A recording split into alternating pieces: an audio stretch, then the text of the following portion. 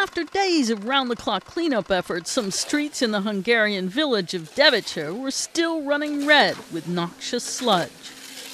Residents like Ilona Geiger were distraught over their losses. We have lost everything. My mother unfortunately had no insurance. Our whole life, the house, the furniture, the groceries, the dog, the cat, hens, everything is ruined.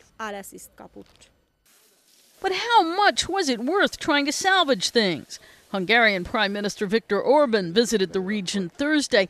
He wasn't sure it was a good idea to rebuild in the hardest hit areas, though he acknowledged the extent of the damage and the upset. What I have seen is terrible, simply terrible. This is the first and probably the most ever happened, that kind of geological tragedy here in Hungary. So the people are desperate. There is no trust at all.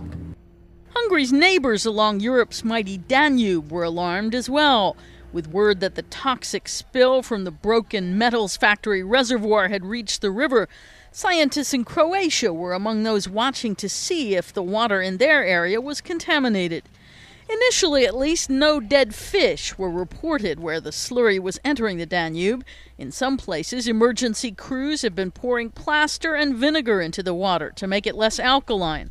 And overall, officials said the cost of contamination has been dropping. Hungary's Academy of Science also said samples haven't shown heavy metals in concentrations anywhere near where they'd be damaging to the environment.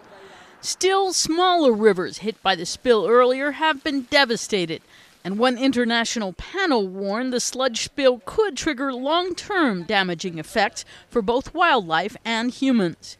Karen Sloan, The Associated Press.